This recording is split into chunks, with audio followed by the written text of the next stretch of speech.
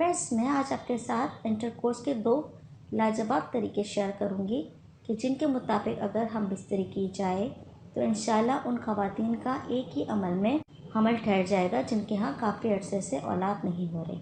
इनके टेस्ट भी क्लियर आ रहे हैं, दोनों पार्टनर्स की हेल्थ में भी कोई इशू नहीं, मगर न जाने इनसे ऐसी कौन सी गलती मुबाशरत के वक्त हो रही है कि इनके यहाँ प्रेगनेंसी नहीं रुक रही। फ्रेंड्स, हमारे बहुत सारे व्यूवर्स हैं जो कमेंट बॉक्स में सवाल करते हैं कि इनकी शादी को काफ़ी अरसा हो गया, दोनों के यहाँ टेस्ट भी क्लियर हैं, लेकिन उनके यहाँ बच्चे की जो उम्मीद है वो पूरी नहीं हो रही।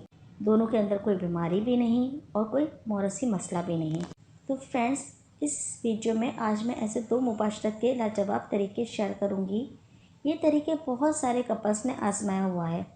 अगर आप इन तरीक़ों के मुताबिक मिलाप करते हैं तो आपके प्रेग्नेंट होने के चांसेस ज़्यादा से ज़्यादा हो जाएंगे और आपके यहाँ बहुत जल्द औलाद होगी। तो वीडियो को मुकम्मल देखिएगा ताकि आप इसका अहम पार्ट मिस ना करें। अगर आपने वीडियो को दरम्यान में छोड़ दिया तो वीडियो देखने का मकसद आपका पूरा नहीं हो पाएगा, तो प्लीज़ इसे पूरा देखिएगा। तो आइए जानते हैं कि हम बिस्तरी किन तरीक़ों के मुताबिक की जाए तो औलाद होने के चांसेस ज़्यादा से ज़्यादा हैं।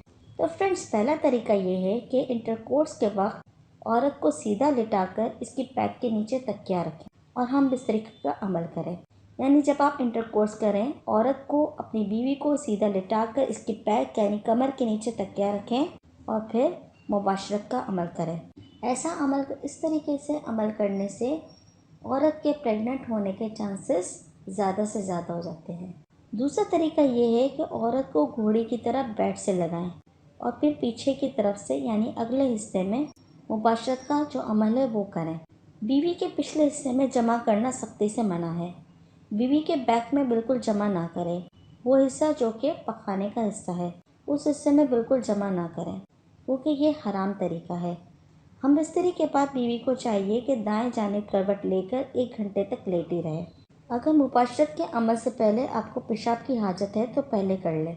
मुबाशरत के बाद पेशाब की हाजत की सूरत में 1 घंटा लेटने के बाद आप वॉशरूम यूज़ कर सकती हैं। उम्मीद है कि ये 2 तरीके आपकी समझ में आ गए होंगे कि किस तरीके से मुबाशरत की जाए तो औलाद होने के चांसेस ज़्यादा से ज़्यादा होते हैं। हमारे बहुत सारे कपल्स ने ये तरीका आजमाया हुआ है और वो आज साहिब औलाद है।